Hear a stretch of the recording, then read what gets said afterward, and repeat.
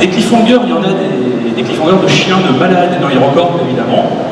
Donc la personne la plus avisée pour en parler, c'est évidemment Monsieur Simon Astier.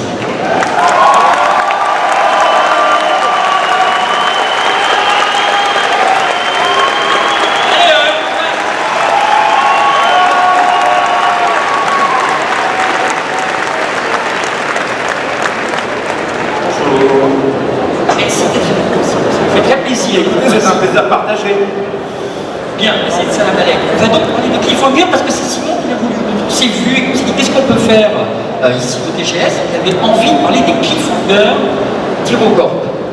Et en fait, cliffhanger, déjà il faut rappeler, c'est pas du tout, c'est pas un film. Quoi. Bah, évidemment, on va pas parler du film avec Stallone. À la fois, c'est un très bon film. Mais on va pas en parler. On va pas parler. Non, mais qui illustre même littéralement la définition de cliffhanger. Ok, justement, il venir. Alors malheureusement, on va pas parler non plus du blog Les Chroniques de Cliffhanger de Fred Tébert, qui n'est pas loin. C'est pas lui dont on va parler. Ah, d'accord. Ah oui, non, mais c'est. On va parler de quoi alors, les amis? Non, on va parler de cliffhanger. Pour simplement vous repérer les choses, tout le monde croit que les cliffhangers, c'est dit avec 24 heures chrono, etc. C'est pas vrai du tout. Je ne vais pas vous faire la science pendant 3 quarts d'heure, t'inquiète pas, on va parler après. Les cliffhangers, ça remonte carrément avant même la télévision. Ça vient du serial, qui était le feuilleton cinématographique des années 40 aux États-Unis. Tous les petits Américains, avant d'avoir la télévision, allaient le samedi matin dans les salles de cinéma et allaient voir des feuilletons faits pour le cinéma en 13 ou 12 chapitres. Les aventures de Superman, de Batman, Captain Marvel, Dick Tracy, etc. Et c'était des séries Z, évidemment tournées avec 3 francs 6 sous. Les mecs discutaient pendant 12 minutes au milieu de l'épisode, et pour faire revenir le petit américain la semaine suivante dans ces salles de cinéma, à la fin, il y avait toujours des scènes de malades dans lesquelles les héros tombaient d'une falaise, s'écrasaient en bagnole, la maison explosait, ils étaient... Bref, la mort, littéralement. Et c'était la semaine suivante que les petits américains découvraient qu'en fait, leur héros avait survécu. Et c'est de là que le cliffhanger, littéralement accroché à la falaise. C'est un suspense qui permet de maintenir l'attention et l'intérêt jusqu'à l'épisode suivant. C'est là où il a télé à tout prix après. D'accord. Donc en fait, avec ta culture, tu cherches à m'humilier, en fait. C'est ça que tu veux dire? Absolument. Moi, je pense qu'on peut arrêter là. Super. Formidable. Merci, au revoir. Ça commence bien. Ouais, mais c'est super intéressant quand même. Parce que monsieur Alain Carazé, qui est quand même...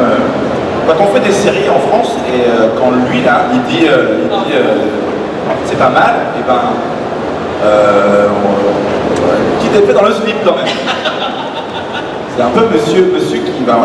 J'ai découvert aussi, j'ai aimé les séries à travers l'amour des séries qu'avait monsieur Carazé. Voilà, mais assez de... Oui, s'il vous plaît. Assez de flagornerie, on n'est pas là pour ça. Je me sens trop. C'est quand même, on est dans un milieu de chiens et assumons-le, on s'aime pas dans la vie. Allons-y.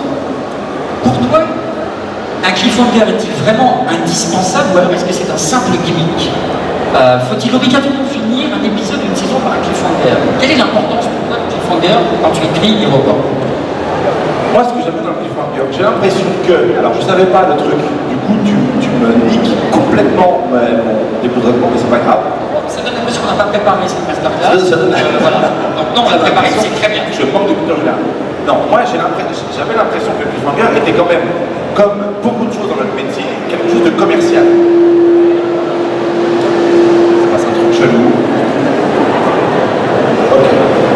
C'est-à-dire, souvent, on se dit le cliffhanger sert à faire rester pour après la pub, faire revenir la semaine d'après, faire revenir la saison d'après, et comme beaucoup de choses dans notre métier, bizarrement, ça part d'un truc qui est basiquement commercial. Et souvent, même quasiment pour chaque contrainte comme ça, bizarrement, des mecs commencent par l'utiliser comme un outil de création. C'est comme ça que je le prends, moi aussi. Donc, T'as raison. J'ai découvert comme vous tous, je pense, le cliffhanger en consommant des séries. Je ne sais pas si c'est indispensable, en tout cas, en tant que spectateur, c'est un sentiment qu'on aime à la fois, qu'on aime autant qu'on déteste, mais j'ai l'impression que ça fait partie de la culture série. Et qu'aujourd'hui, de ne pas faire de cliffhanger, à part peut-être dans des séries, par exemple, où on parle d'une équipe d'un hôpital, par exemple. Une série bouclée, une série policière, une série d'hôpital dans laquelle chaque Voilà. Où le médecin est divorcé et alcoolique, peut-être qu'à la fin de l'épisode, on peut peut-être se passer d'un cliffhanger, mais dans la culture de maintenant des séries, quand il n'y en a pas, j'ai l'impression que ça devient moderne, bizarrement. C'est-à-dire qu'on arrive à s'affranchir de ça. Et le cliffhanger de la saison 4 des records, que je vais donc vous décrire aujourd'hui, Oh putain. c'est très différent de tout ce que j'ai fait jusqu'à maintenant. J'ai jamais fait un truc comme ça. Pour l'instant, vraiment, je vous ai monté une sauce, et au moment de parler, je faisais, eh ben c'est fini. Voilà. Et là, j'ai essayé autre chose, parce que c'est... On va en parler, mais il y a une notion c'est un frisson qu'on se fait aussi à soi, quand on écrit, parce que on va chercher encore un truc qui nous parle, je ne sais pas ce que c'est. On va chercher ce qui serait le pire, ce qui serait qui irait au bout de l'effet, parfois en ne sachant pas ce qu'il y a derrière. Donc c'est un exercice qui est à double tranchant. C'est une question qui va arriver. C'est une façon de te mettre en danger finalement. C'est notamment un peu ce qui s'est passé à la fin de la saison 2. Tu as fini la saison 2 sur un cliffhanger, avec justement ce risque de ne pas avoir de saison 3. Finalement, heureusement tu l'as eu, mais il a fallu un petit moment. Au moment où tu l'as écrit, c'était quand même de se mettre en... Est-ce que c'est se mettre en danger, ou est-ce que c'est entre guillemets faire du chantage, même si c'est pas le mot, comme ont pu essayer de le faire certains scénaristes, dans sur Twin Peaks, ils ont fini la série sur cliffhanger en se disant on aurait une saison 3 et ils l'ont jamais eu, sauf qu'ils l'auront en 2016. En fait, je crois que ça manquerait de romantisme, de se dire si jamais il n'y a pas de suite, si jamais la chaîne ne renouvelle pas mon projet, je vais faire une fin bouclée. Je pense que quand on écrit une série aujourd'hui, et moi la mienne, je la pense avec des cliffhangers. Si d'un coup je me mets à boucler les choses pour des raisons qui sont pas jolies à raconter, un peu excitantes, ouais, ça manque de panache. Pour faire hommage à Charles Clément qui utilise ce mot tous les jours, ça manque de panache. Voilà. Je préfère prendre ce risque-là parce qu'en plus, avec Hérocorp, j'ai promis aux gens que j'irai jusqu'au bout de l'histoire, quel que soit le support. Donc j'ai pas peur de ça. Non, au contraire. Et ça serait, surtout, c'est une forme de spectacle. C'est une mise en scène à double niveau. C'est-à-dire qu'on met en scène la fin de la série et en plus, on met en scène la fin de la diffusion. C'est-à-dire qu'on crée un sentiment chez les gens. Un sentiment que j'aime avoir, même s'il est très frustrant. C'est quelque part une forme c'est super bizarre parce que je réfléchis. Il faut quand même que je dise un ou deux trucs intelligents parce que sinon je vais vraiment. Alors, pour l'instant, ça va. Hein, pour l'instant, il y a. Parce que je n'ai pas encore utilisé des mots de jeune, mais j'ai l'impression que c'est quand même une forme de pouvoir. Il y a un truc de pouvoir. Sauf que derrière le pouvoir, on l'utilise comme les méchants ou comme les gentils. C'est pour tenir les gens, juste pour leur créer un petit truc, un événement particulier. Et je pense que c'est lié à ça. La répartition d'un cliffhanger n'est pas dans l'histoire, elle est dans la sensation. Justement, au moment où tu l'écris, vraiment au moment où tu écris les dernières saisons, est-ce que tu penses déjà à la réaction du public? Est-ce que tu dis, oh là, ils vont flipper, est-ce que vraiment tu te places en tête? Ben, je ne suis pas un salaud à ce point-là, mais j'essaye de me dire, dans ce que je raconte, qu'est-ce qui serait le plus énorme à casser en deux. Voilà, donc dans la première saison, c'était la relation de Jennifer, ces choses comme ça. Qu'est-ce qui va faire le plus mal? Mais pas dans le sens... non, c'est le plus peur, oui, c'est sûr. Mais qu'est-ce qui est plus dur? D'écrire un cliffhanger en fin de saison ou de penser à sa résolution la saison prochaine? C'est de penser à la résolution. En fait, Au moment où tu l'écris, tu sais déjà? non, moi je sais jamais. Oh. Ça se fait en deux temps en fait. Je cherche à être un chien. Je me mets dans la position du chien. Comment je vais être un gros chien, sa mère, avec les gens. Et après, derrière, souvent, il y a un truc qui est pas mal, c'est le temps qui passe.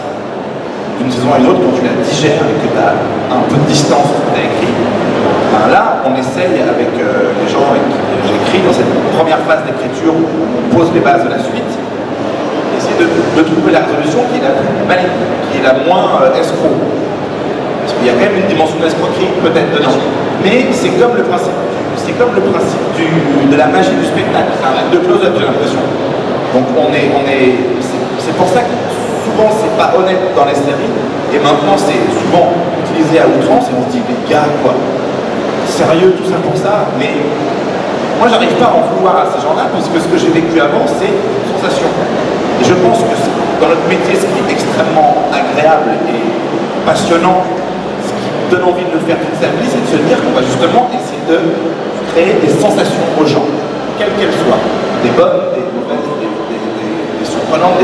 C'est ça qui est beau en fait, c'est d'essayer d'arriver à ça, de tenir un peu les émotions et de basculer vers un truc où la peur, de l'empathie, des surprises, voilà, c'est ça qui est super agréable. Donc j'ai l'impression, et ça ne met pas en valeur, ce que je dis, mais qu'on est plus sur une sensation que sur un vrai coup scénaristique, pour le coup. Donc ça veut dire que quand les fans à la fin de série viennent te dire il s'est passé ça, alors qu'est-ce qui se passe après, tu ne sais pas. Je dis, vous verrez bien. J'en sais rien. Rien du tout. Ça dépend. Je connais l'orientation de la prochaine saison, je sais où la série va, je sais ce que je vais raconter, forcément. C'est un truc général. Voilà. Et après, le cliffhanger, c'est un truc à part. Puis moi, j'ai des cliffhangers, souvent, enfin, je les avais comptés un jour pour me rendre compte, comme une sorte de thérapie, comme s'il fallait se soigner. Et je crois qu'en fin de saison 2, il y avait un truc genre 8 ou 9 cliffhangers à la fin de la saison. Une espèce de truc où, je sais pas, je devais être en colère contre le monde à ce moment-là. Et c'est trop, en fait. Bizarrement, c'est quand il y en a un qui est intéressant, parce qu'il est fort. Tu disais toi-même que des fois ça tourne un peu à l'escroquerie, les cliffhangers. Est-ce que justement tu as un souvenir de cliffhanger d'une série en dehors du roman que tu suis en tant que téléspectateur et que tu as vraiment eu l'impression de te faire avoir? Est-ce qu'il y a un truc qui t'a marqué?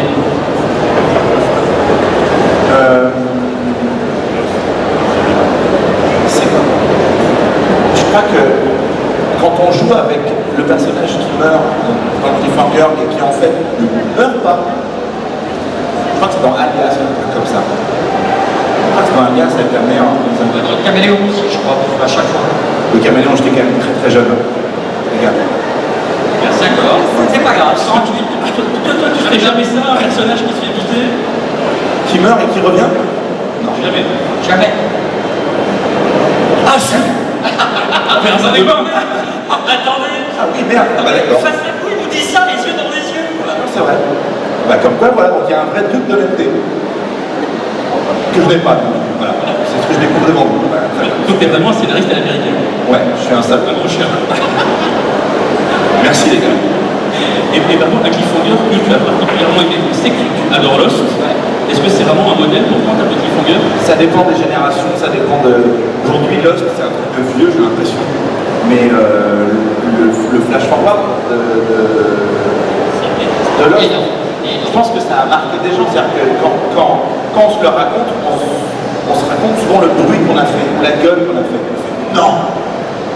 Mais c'est là aussi formidable. Quand les mecs arrivent à nous provoquer ça, c'est dingue de pouvoir arriver à jouer avec ça, de toucher cette corde-là. Ça va au-delà d'être spectateur d'un truc. On participe à quelque chose. On suit une aventure. Suivre une série, c'est quand même vraiment passer du temps, et des mois, des années avec des personnages, avec un univers. Donc, c'est accepter ça, c'est une relation en fait. C'est pas juste la dernière scène, sinon c'est tout ce qui s'est passé avant, pendant une saison qui amène cette faction-là. Oui, bien sûr. Bien sûr. Mais Lost, oui, je pense qu'en termes de... Et en fait, Lost, ils ont même fait quelque chose que je trouve très rare maintenant, c'est qu'ils réussissent les cliffhangers et les débuts de saison. Chaque début de saison était super soigné, était super surprenant. C'est ce que je fais moi. Le début de saison, en général, c'est bon. On met en place le truc. On jugera sur pièce demain, parce qu'on Ouais, va la première. c'est vrai. Alors, on va remonter le temps aussi, on va faire un flashback, pas un flash forward, dans les cliffhangers que tu as écrits. Déjà à la fin de la saison 1. Donc on vous remet un petit peu les choses en place. Le cliffhanger de fin de saison 1, c'est Woodwing qui retrouve John et Jennifer à Montréal. Le village est attaqué, il est totalement bombardé. Voilà. C'est comme ça que la saison 1 se termine, c'est ton premier cliffhanger dans les records. Et derrière, tu ouvres le premier épisode de la saison 2 par un autre cliffhanger au bout de 2 minutes. Donc la voiture dans laquelle sont John et Jennifer est frappée par un missile, le générique, voilà. Là c'était vraiment une volonté de tuer littéralement, y compris le spectateur. Cliffhanger à fin de saison, cliffhanger début de saison. Bah non, mais fin de saison, on est dans un village toute la saison, donc on crame le village. J'ai l'impression que les gens ont vachement aimé, plus que le reste, l'histoire d'amour John et Jennifer dans la première saison. Donc d'un coup, Jennifer enferme John et son père dedans. Jennifer est très méchante. Voilà, on pète tout. On pète tout. Et au final, c'est Claire qui écrit avec moi, qui a trouvé la meilleure parade, la meilleure une escroquerie de la mère qui est de dire non, mais en fait, il l'enferme pour lui dire maintenant où tu m'épouses ou on arrête. Et au final, je trouve que c'est une escroquerie, mais avec panache. Charles Clément. Et finalement, c'est de tous tes cliffhangers jusqu'à présent, c'est le seul que tu résous en démarrant pile là où tu t'es arrêté. Parce que toutes les saisons suivantes, il y a un petit temps. Ouais. Là, c'est la seule fois que tu reprends là tout de suite. Et pourquoi est-ce que tu l'as pas refait derrière? J'en ai aucune idée, je sais pas. C'est une question qu'on se pose souvent. On aime bien, mais déjà, c'est un truc, c'est dur en fait, d'un point de vue logistique, de reprendre dans le même endroit, avec la même lumière, les mêmes comédiens un an et demi après. Et surtout, des fois, je pense que c'est agréable de reprendre là, mais c'est aussi agréable de se servir d'un entre-saison pour repartir sur autre chose, donner un nouvel élan. Il y avait aussi une volonté, une question qu'on s'est posée avec la chaîne, de se dire est-ce qu'à partir de la saison 3, on ne pourrait pas se dire que les gens, on leur ouvre une porte d'entrée au début de la saison, à ceux qui ne connaîtraient pas la série. Et puis on traite finalement l'entre-saison, on le traite dans la partie transmédia, nous maintenant. Alors, là en ce moment, on est en train de raconter l'après-monastère, la saison 3. C'est tellement frustrant comme période, ça vient je pense de la violence des cliffhangers et de se dire je vais attendre 1 an et demi avant que le machin sorte en DVD. Ouais, en DVD. Bah ouais. Et donc du coup, fabrique ce truc-là. En fait, dans l'idéal, ce que j'aimerais, c'est de jamais arrêter de raconter l'histoire. Sur plein de supports différents, quoi. Mais là, on a trouvé la forme du livre dont vous êtes le héros, encore, ce qui est un vrai truc d'enfance que j'ai surkiffé, moi. C'est écrit par Sébastien Haller. Et c'est vachement bien. Et ben, Sébastien, tu vois, c'est pas si pourri. Il est où, Sébastien?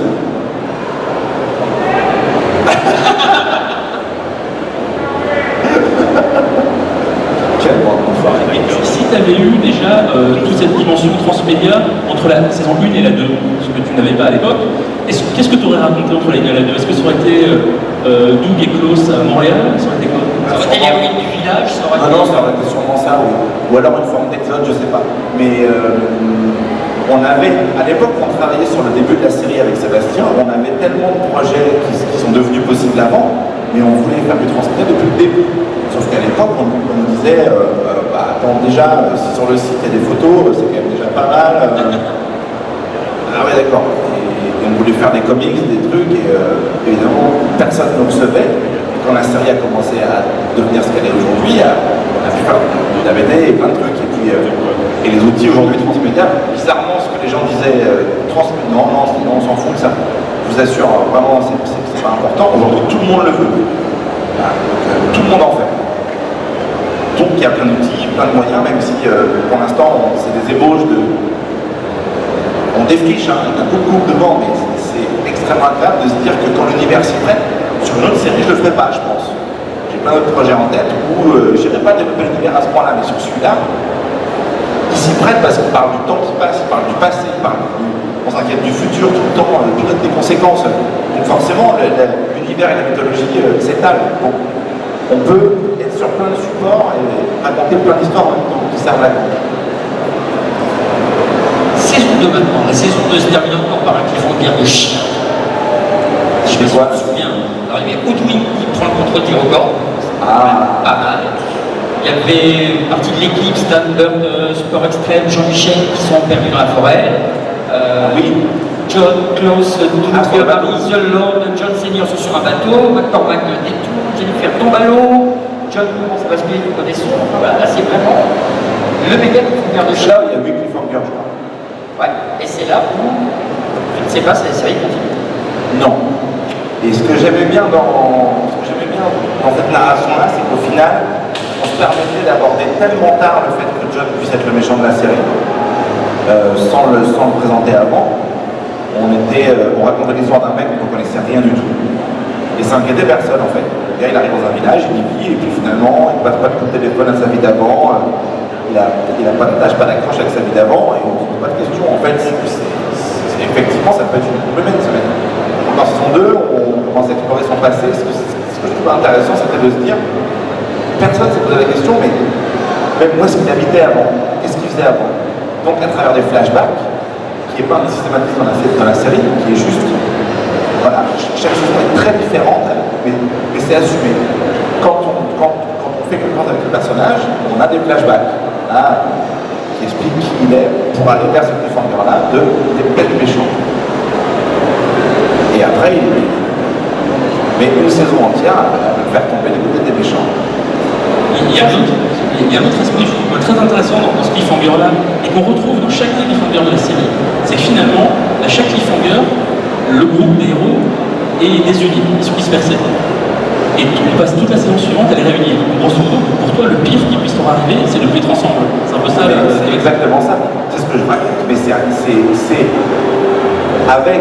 je pense, le passage à l'âge adulte de John, qui affronte son démon littéralement, parce qu'il y a en lui, dans la saison 4, tout ça. À travers tout ça, c'est à quel point l'amitié et la solidarité peut faire franchir n'importe quelle montagne à n'importe qui. Du moment qu'on a ça, qu'on a ces valeurs-là, c'est ce que ça raconte. Et encore, c'est comment est-ce que ces super-héros qui au début sont tellement pourris, qu'on se moque d'eux et il n'y a rien de rassurant chez eux, mais bizarrement, c'est leur côté humain qui va faire que il n'y a que eux qui pourront sauver le monde à la fin. C'est sûr, parce que c'est ça qui les tient, c'est ça qu'ils ont en plus. C'est cette solidarité-là. Et en fait, se construisent à travers ce rapport-là, ces échanges-là, ce que ça peut apporter justement, de partager et d'avoir confiance. Les gens, c'est ça raconte, et en fait, ça raconte un truc hyper humain. C'est vraiment, c'est la base. Ça se passe chez les super-héros. Ça pourrait se passer chez les pompiers. La prochaine saison, peut-être Chez les pompiers. Un pompier. Retour d'un pompier. Mais, moi je reviens un petit peu sur le fait que on est à la fin de la saison 2, t'es absolument pas sûr qu'il y a une saison 3, faire autant de cliffhanger que ça à la fin de la saison 2, est-ce que c'était, je disais tout à l'heure en écoutant Netflix, un moyen de pousser un peu comédie qui diffusait à l'époque la série en première fenêtre, vous voyez, On n'a tellement pas de contrôle là-dessus. Quand on fait des séries, ce qu'on aime, c'était pas pensé comme ça. non, ce qu'on aimerait, c'est se dire, on signe sur 4 saisons, en plus sur des chaînes comme Comédie, les chaînes Comédie, je sais pas, je suis pas en train de marcher dessus, mais c'est juste que Comédie, on a envie de leur dire, les mecs, vous faites quand même pas 12 millions de téléspectateurs, donc peut-être que vous pouvez vous lancer sur un projet. C'est ça qu'on aime dans une série, c'est de... Parce qu'au final, je pense qu'on écrirait différemment, on serait dans d'autres énergies aussi.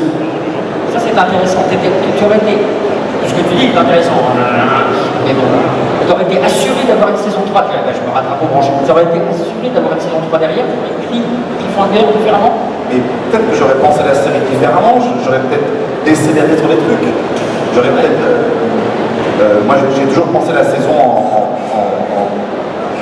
la série en une saga longue, et au final, je pense que si on fait une prochaine saison, ça sera sûrement la dernière. Sûrement. Parce qu'au final, ce truc d'avoir peur qu'on m'enlève mon truc, que les chaînes aient ce pouvoir-là sur mon histoire, a fait que forcément j'ai des trucs bien. Parce que dans l'énergie de Home Press, tu sors forcément les trucs sincères et dans l'urgence, donc des trucs qui sont forcément connectés à un truc en toi. Mais il y a forcément aussi une partie du projet où je me suis dit, putain, il faut que je mette tout là, il faut que je gère tout ce que j'ai à mettre là. Peut-être que sans moi, j'aurais pu faire d'autres choses, j'aurais pu faire des saisons plus courtes sur un mini-thème, j'aurais pu faire plein d'autres choses. C'est vrai que cette insécurité-là, je pense qu'elle sert autant qu'elle dessert la création. Et à la fois, on peut de la télé, il ne faut pas avoir pas penser qu'on est tous dans un monde très romantique où on se fait des bisous et on danse. Heureusement, c'est pas ça la télévision, c'est vraiment prendre de la pub.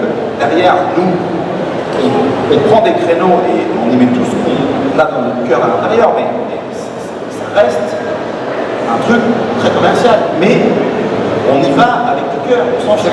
Ça nous offre un terrain de jeu, donc on y va. Mais il y a un côté cruel là-dedans. C'est que d'un coup, tu racontes une histoire, tu fais une histoire avec les gens. Ce qu'on a sur le corps, c'est qu'on fait une histoire aussi avec les gens qui suivent cet univers-là, qui veulent savoir ce qui se passe. Mine de rien, c'est pour ça que je fais ce projet pour des raisons sincères, et c'est pour ça que j'irai jusqu'au bout. quelle que soit la forme. Il y a un autre point commun des différents cliffhangers, c'est que donc, comme tu disais, tu en profites pour casser les choses, pour créer de la tension, mais tu en profites également pour casser le décor de la saison. Et finalement, tu avais le village dans la saison 1, comme on l'a rappelé, il est bombardé à la fin de la saison 1, tu as le fort dans la saison 2 qui sont obligés d'évacuer, le manoir dans la saison 3. Est-ce que c'est pour toi cette manière de faire table rase, comme ça je commence la saison suivante, Tu rebats les cartes et sur tu une rebats. nouvelle situation? C'est peut-être parce que j'aime bien les films avec des longs voyages, que j'ai bien aimé les 12 travaux d'Astérix. Je sais pas, j'ai l'impression que c'est un parcours initiatique pour eux et qu'ils ne peuvent pas rester. Ils ne peuvent que grandir, ils ne peuvent que laisser une mue à chaque saison. Et dans la 4, c'est la mue la plus importante qu'ils vont laisser, c'est celle qui est le plus près du cœur en fait. Il va falloir qu'ils se débarrassent de ça pour être le plus à poil possible pour la suite. Oui, je pense que c'est déjà agréable de se dire à chaque saison, il y a plein de choses qui changent, le logo, les costards, le cadre, le décor. On essaie nous d'améliorer tout ce qu'on peut améliorer aussi. Mais ouais, j'aime bien. C'est des gens qui errent, qui voyagent, qui voyagent littéralement et intérieurement. Donc, ils ne peuvent pas rester là. Et au final, je trouve ça intéressant de se dire que le seul truc qui nous lie, le seul truc qu'on suit, c'est les gens. C'est ces gens-là. Voilà. Le décor, c'est moins important qu'eux. Alors, on va passer à la saison suivante. Donc, on en est là maintenant à la fin de la saison 3. Oui, mais on passe le temps vite, hein. On fait du speed viewing à mort. Cécile rejoint Ludwig, elle fait avec les héros. John rejoint Hypnos, tue John Senior. On en est là à la fin. John tue son père. Alors, qu'est-ce que ça veut dire? Quand tu J'ai envie de tuer le père. écris un cliffhanger, non mais surtout quand tu écris un cliffhanger pareil, alors on s'attend à la fin à ce que John maîtrise les choses, et ben non, ils sont du mauvais côté. Là c'est... On a eu son rêve, toute la saison 3 on a eu son rêve, et puis en fait, son rêve c'est ce qui va se passer. Mais en fait, c'est Hypnos, je des rêves à la base. Moi je me suis inspiré de ça parce qu'il me fascine ce dieu. Il a une tronche d'humain, mais il a une aile à la place de l'oreille. Il emmène les mortels au royaume des rêves. C'est le frère de la mort d'ailleurs. Donc à travers son rêve, il ne fait pas que faire parler son inconscient, qui se déchargerait de peur. Non, au contraire, il se fait intoxiquer son inconscient. C'est comme ça que Hypnos là. Hypnos, c'est pas un méchant comme Ludwig, comme The Lord, qui sont des gars, à mon avis, qu'on peut déjà aimer aussi parce qu'ils ont été trahis. Ils ont été humiliés, ils ont été bafoués, c'est pour ça qu'ils sont méchants. Hypnos, c'est pas un méchant comme ça. C'est un méchant au-delà de tout ça. C'est un méchant symbolique. C'est un truc que tu ne peux pas passer à côté. Ou alors tu as les armes, mais quand tu les as pas, ils te bouffent, ils te submergent. Et c'est là dans la saison 4 qu'on va voir quel est le combat. Qu'est-ce que c'est de combattre Hypnos? Qu'est-ce que ça provoque? Si on gagne, ça provoque quoi? Si on perd, ça provoque quoi? Dans quel est-ce que le monde a changé ou pas après tout ça? Voilà, c'est ça que ça raconte, puisque John ne peut pas aller contre ça. Voilà, c'est un truc qui est en lui et il se fait intoxiquer par ça, par les rêves, les pensées, les fantasmes, ce qui porte en lui, ça prend le dessus. Ça le submerge et il tombe. Et comme dans toutes les histoires, vous regarderez, vous ferez l'exercice de ça. C'est super intéressant, c'est super ludique, c'est super. Quand vous regardez un film, en général, quand le héros va mal, c'est à 1 heure de film, c'est la moitié du film. Voilà. Le héros se bat avec les armes qu'il a au début, les armes de son monde ordinaire. Souvent on prend l'image d'un villageois qui est chez lui, qui est jeune, innocent, il se bat avec ses armes de villageois contre un problème, dans une quête, et il finit par arriver face à un mur. Et c'est à ce moment-là qu'il va devoir risquer sa vie, symboliquement ou littéralement, pour aller au bout de cette quête et revenir chez lui dans son village en héros. Voilà, c'est vrai que John tombe au plus profond de ce qu'il y a de pire en lui, le mal. Ça pourrait être la moitié de l'histoire, mais ça n'arrive pas. En tout cas, ça arrive toujours au héros. Il ne faut pas avoir peur de ça. C'est dur à faire, par contre, quand on aime ces personnages, de les faire tomber aussi bas. Mais voilà, et en plus c'est un cliffhanger. C'est vraiment, que de choses dures. Et ça, tu l'avais imaginé dès le début de la saison 3. Parce que, étant donné qu'on voit les images de John s'avançant vers le temps toute la saison, on a parti du principe que dès le début, tu avais en tête de terminer avec ça. Oui, en fait, ma problématique est de me dire, est-ce que je vais tenir une saison entière pour faire tomber John du bien du mal? On m'a dit, c'est bon, on a compris quand même maintenant. Enfin, dans l'équipe, on disait, ça, c'est bon, enfin, je veux dire, on sait qu'il y va, quoi. Je dis, mais quand même, c'est le personnage principal, c'est le personnage qu'on suit, c'est le personnage qu'on aime. Je pense qu'il mérite une saison entière. Et en fait, quand il arrive chez les méchants, qu'il a une femme, une sœur, et tout, il est super joyeux après, il est super content. Donc il change son côté un peu ténébreux, tout le monde, tout ça. Là, il a un peu change pendant la saison 3, au bout d'un moment, quand il est pénible avec tout le monde, c'est juste pénible à voir. Donc après, hop, il respire, et puis c'est ce qui se passe dans la saison 4, c'est qu'il est accueilli quelque part. C'est quelqu'un qui est perdu dans sa vie. Quand on l'accueille, il dit c'est super, quoi. C'est trop bien, on l'accueille, il y a la lumière, il fait chaud, il y a du coca, c'est cool, quoi. Donc je pense qu'il fallait une saison entière pour l'amener aussi bas que ça. Parce que ça justifie ça et que le retour justifie encore. Pas de, je sais pas, avoir. Là, c'est le fait d'avoir les flashs, ces rêves qui disent finalement la fin, tu l'as pensé dès l'écriture ou est-ce que c'est venu au montage? Non, dès l'écriture. Dès l'écriture. Parce que c'est ce que raconte la saison. Il ne peut rien faire contre ça. Rien. C'est en lui, c'est son histoire. Et avec ses armes à lui, les clés qu'il a ne sont pas suffisantes pour passer au-delà de ça. Et quelque part, c'est bien qu'il aille là-bas aussi. Plutôt que de vivre dans la peur toute sa vie, de se dire j'ai une passion, j'ai un démon, j'ai un truc en moi qui me tire vers une noirceur. Il faut, c'est mon opinion à moi, il faut peut-être y aller. Pour voir que finalement, le dragon, il n'est pas si gros, il n'est pas si violent, il n'est pas si fort. Il faut qu'on ait face à lui. C'est le fantasme d'avant qui est terrifiant. C'est le chemin, c'est la mise en scène de ce qui se passe avant, de ce qu'on va s'imaginer. Mais une fois qu'on est face à lui, c'est un dragon, c'est une bestiole, quoi. Avec des pattes et des écailles, ça reste une bête, quoi. En faisant ça, est-ce que, parce que moi c'est un peu l'impression que j'ai eue en voyant la saison 3, moi l'impression que j'ai eue en voyant ça c'était ok, John va tout faire pour ne pas que le rêve se réalise. Et finalement, il se réalise. Est-ce que c'est dans cette optique-là que tu l'as écrit? Non, mais ça me fait plaisir que tu aies pensé ça. Parce que moi, quand je fais les choses, il y a un sens, mais la lecture des gens est toujours pas différente. Tu vas lire ça avec ta manière de penser à toi. Parce qu'au final, ce que vit le personnage de John, c'est juste, c'est un enfant qui n'a pas beaucoup d'armes pour être heureux dans sa vie. Il revient. Et qui après passe à l'adolescence, se confronte à la violence du monde. Toujours pas les armes pour se défendre, il se rend compte que c'est hyper violent pour lui et que d'un coup, il ne peut pas être debout sur ses jambes facilement. Donc, moi, c'est ma lecture de ce que c'est que de passer à l'âge adulte.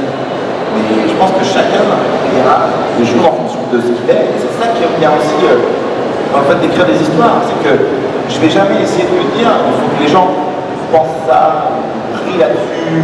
C'est jamais du pré-lâché. J'essaie toujours d'être le plus cohérent avec moi-même, avec mon discours, de sortir un truc le plus fidèle et le plus honnête possible. Et après, on en débat avec les gens et il y a autant de lecture que de gens, j'ai l'impression. Alors, à la fin de la saison 3, il y avait un double cliffhanger. Il y avait un double effet discours, puisque la mort de mon frère, il y avait la web série, dans laquelle, à la fin, il y avait une espèce de double cliffhanger. En fait, je découvre spécifique. que je suis un salaud déjà, en début de conférence. Non, mais ça, tout le monde le savait. Pas tout le monde, justement. Il faut que la vérité sorte. Et là, je découvre en fait que je tue mon père dans la série et mon vrai père derrière. Est-ce que les mecs, je crois que je vais mal. Tu as pensé à consulter? Je vais pas. Ça va pas bien, les gars. C'est vrai. Oui, double cliffhanger. Et on a même mis en scène celui-là. Il était disponible que sur Internet. Absolument. Donc là, c'était quoi? C'était une volonté. Alors, on a fait un cliffhanger de chien, mais il y en a encore un autre derrière de cacher encore pire. Il y a une tradition de tuer les personnages dans les séries. Ouais. Est-ce qu'une bonne note, oui, mon ami Descraques l'a fait à merveille avec Justine Lamotier. C'est un épisode formidable. Je pense que c'est même, le meilleur épisode de toute la série. Je trouve, hein. Il y a une épaisseur dans ce truc. C'est d'une grâce dingue. Et lui, quand il en parle, il dit ouais, mais il fallait que je le fasse. Moi, j'ai du mal parce que je les aime bien. Et lui aussi, et moi, j'aime bien. Et ton père, tu l'aimes pas? Ben voilà. Non, c'est pas vrai. Non, mais enfin, j'aime bien, c'est mes personnages, c'est mes copains, enfin, c'est tout ça, j'ai du mal. Mais quand même, on parle de petites tirettes qui provoquent une émotion, moi, ouais, d'un coup, McCormack, cette espèce d'impunité, c'est surprenant, je pense. Moi, je voulais que ce soit vraiment surprenant pour le coup. On se dit encore, ouais, on négocie un peu comme des mafieux, comme des machins, et non, bam, t'es mort. Fin de saison. Voilà. Pardon, mais fin de saison, quoi. Et comme tu le disais, le public peut avoir différentes interprétations, et je pense qu'on va vous demander la vôtre, puisque maintenant, ça va être à vous de poser des questions. Alors évidemment, demain, on aura une conférence vraiment dédiée à la saison 4, donc d'abord la pro-show de la saison 4, donc je pense qu'on parlera vraiment d'Irocorp en tant que tel demain. Donc si aujourd'hui vous pouvez en effet poser des questions un peu comme on l'a fait sur le travail de scénariste, je pense que c'est plutôt l'optique du jour. Il y a sûrement un micro qui va circuler dans la salle, n'hésitez pas à vous signaler en levant la main, en gesticulant, en sautant, en faisant des pirouettes arrière, je ne sais pas. Et des pirouettes arrière, surtout. Il y a une main qui se lève là-bas au fond déjà.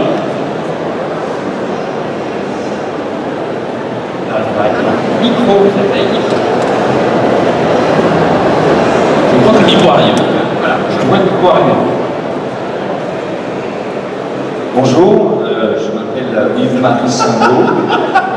Je suis essayiste, analyste en poésie 17e, passionné de Émile Guillemin, qui a écrit Malnos, et de Jean Doré, qui a écrit La vie sans passé. J'aimerais savoir, pour faire un bon cliffhanger, est-ce dû à votre trio, votre panache, ou est-ce juste une gymnastique intellectuelle? En fait, en utilisant mon panache, tout est grillé. Avant, c'était brillant. Jean Doré, l'homme sans passé, on y croit tous. Yves-Marie Sango. C'est Charles Clément qui jouait Rast, ce gros fumier. Regardez quel bel homme. Vous avez une question ou pas? Je ne vais pas écouter. Bon, on s'en fout. Ok? Une autre question? Bonjour Simon, bonjour tout le monde. Bonjour. Bonjour. Ok. J'aurais aimé savoir pourquoi la saison 3 a eu ce format 7 minutes sur les épisodes. Est-ce que c'est la télé qui t'a forcé à faire ça ou c'est comment dire C'est France 4 qui voulait repartir sur Irocorp en se disant on veut maximiser les chances que ça marche. Du coup, pour eux à l'époque, c'était ça. 7 minutes quotidien. J'ai dit, du coup, est-ce qu'on ne pourrait pas se dire que chaque jour de la semaine est un petit morceau d'un plus gros épisode? D'ailleurs, dans le DVD, il n'y a pas les 7 minutes, dans le DVD, c'est 35 minutes. Et il y a aussi cette envie, nous, de se dire, à partir des records, mais de l'énergie des records, c'est de se dire, quoi qu'il arrive, quelle que soit la contrainte, ça va devenir excitant, ça va devenir un point de départ à être inventif sur quelque chose. Donc au final, le format de 7 est hyper asphyxiant et frustrant pour les gens, je pense, et il ne permet pas de respirer à l'intérieur et de pouvoir narrativement, c'est-à-dire qu'il faut avoir une vue plus globale, il est peut-être plus dur d'approche. Mais la saison 3 repart sur France 4, si j'avais dit, eh ben non, je ne le ferai pas aussi, ben, j'aurais été con, on va le faire. Et comme la saison 3 a fonctionné, et que France 4 est une chaîne qui est précieuse pour des gens comme nous qui écoutons des histoires, tout de suite dit qu'est-ce qui nous met à l'aise et qui ne nous met pas à l'aise. Moi j'ai dit je voudrais plus long et je voudrais pas être en face de Plus belle la vie, Scène de ménage, les 2 JT, Plus belle mon cul et tout ça. D'où ma question sur le format. Oui, en fait il y avait un panache certain. D'être là, c'était drôle en fait de se dire, nous, chaîne France 4, petite chaîne, on se confronte aux grosses marques de toute notre chaîne hertzienne avec un programme de genre. ils sont même du panache pour le coup. Mais ouais, non. Là maintenant, on est, nous à la case, on révèle depuis le début. C'est vendredi soir, en deuxième partie de soirée. Vous verrez, la saison 4 va très bien avec ce horaire-là, avec ce jour-là. Je pense que je pense que c'est très bien. C'était l'idéal pour nous. Alban et moi, on a toujours rêvé de cette case horaire-là, ce jour-là. Raconter ce que tu veux raconter dans la saison 4. Oui, son, on va dire. Ouais, et puis je sais pas, il y a une différente attention à cette heure-là aussi. Ouais. C'est pas du prime. Le prime, on a envie de voir des gens qui divorcent. À 22h, tu vois un petit labo pour destin secret, où on va faire des gens assis, tu vois, c'est des jeudis d'angoisse, quoi. C'est cette époque-là où la seconde partie de soirée devient un truc un peu excitant, un peu. Sur l'échelle, on appelle ça de lien plus transgressif. Exactement. Pour moi, c'est plus segmentant. Exactement. Segmente. Voilà, on segmente, c'est ça. Exactement. Je crois qu'il y avait une question, allez, premier rang, il y a un monsieur Ah, qui lève la main là depuis tout à l'heure. Devant, monsieur. Sinon, moi je suis prêt. Vas-y, je t'écoute. Donc ça vient pour toi. Simon t'a dit tout à l'heure que si jamais tu voulais faire une nouvelle saison, ça serait la dernière.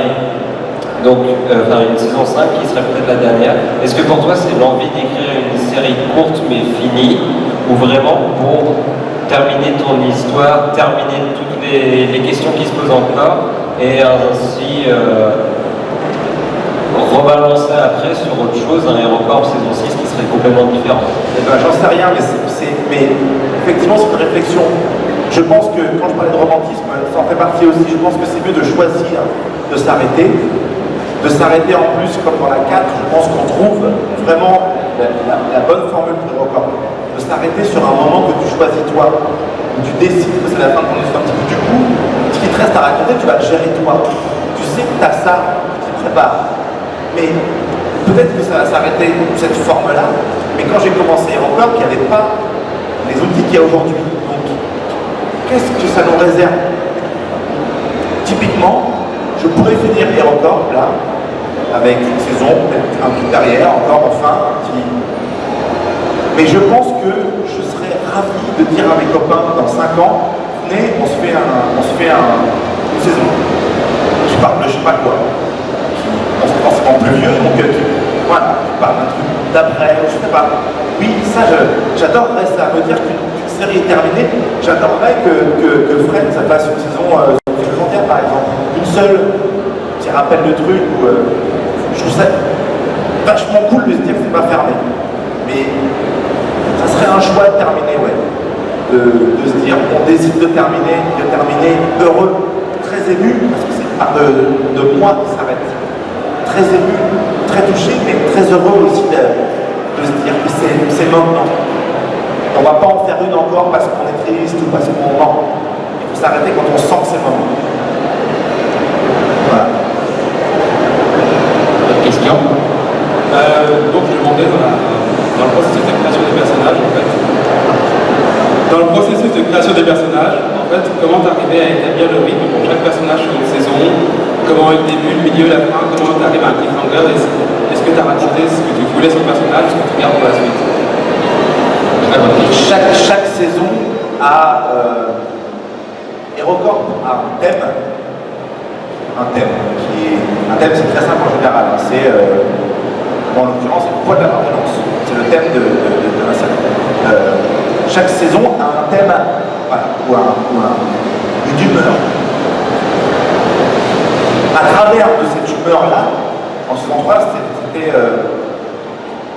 quand même cette descente aux enfers. La 4, c'est la rédemption. À travers ce prisme-là, tu te dis, lui, ça marche pour lui, ça. Lui, à ce moment-là, il peut vivre un truc intéressant. Parce que les personnages, maintenant, au bout de 3 saisons, moi je les connais bien, mais vous aussi, mais je veux dire, on a vécu avec eux. Donc, on pourrait s'imaginer discuter avec eux. On pourrait se dire, lui, je vais peut-être pas le prendre comme ça, je vais essayer d'être plus. Pas qu'il le prenne mal, pas que tout gueule, je vais essayer d'être un peu mollo, quoi, tu vois. Que, effectivement, à travers ce que tu racontes dans ta saison, forcément, ça a une influence sur du personnage. J'avoue qu'avec beaucoup de personnages, tous n'ont pas un parcours de ouf.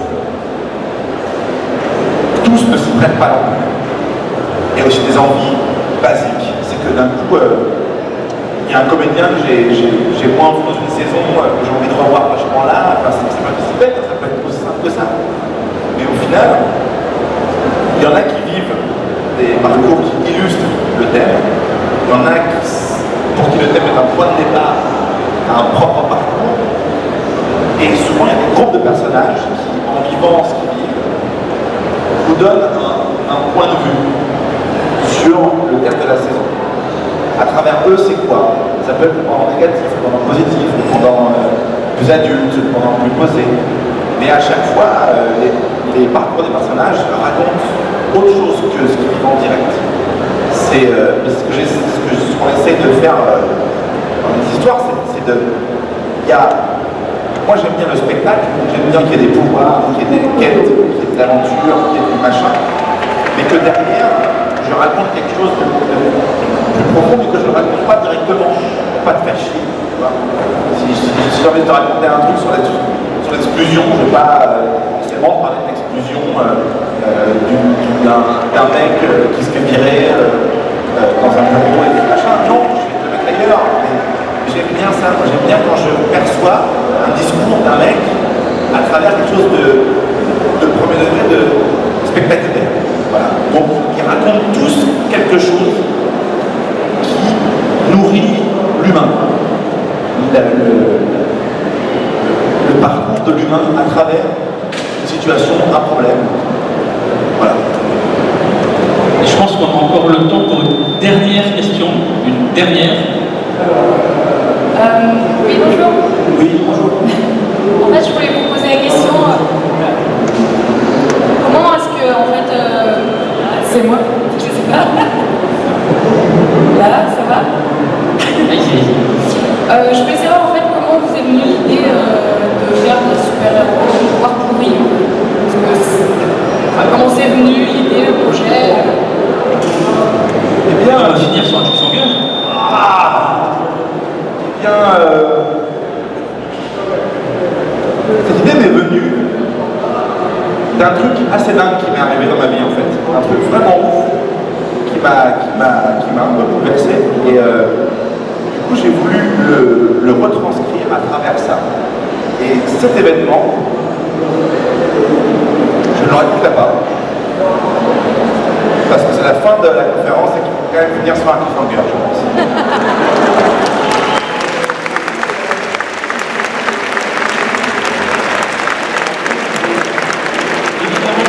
Évidemment, on retrouve Simon et toute l'équipe demain pour une deuxième conférence qui sera précédée par la projection des 2 premiers épisodes de la saison 4. Avant-première. Exactement, d'avant-première. Ça se passera ici même demain à 13h15. Ça va être sympa parce que le son est vraiment cool. Il y aura évidemment Simon, il y aura Antoine Chollet, il y aura Gillian Walker, il y aura Hubert Samacari, François Fratry, François Ponetti, Arnaud Joyer. Arnaud Joyer sera là demain. et Sébastien Lassalle. On les retrouve également en dédicace aujourd'hui de 17 à 19h et 2h. Pendant 2 heures, profitez-en. Ils seront également en dédicace demain de 11h à midi et de 16h à 17h. Les dédicaces, ça se passe sur le 4, au stand 442. On remercie évidemment France 4 et Calt pour cette conférence et pour la projection de demain. Merci Simon et à demain.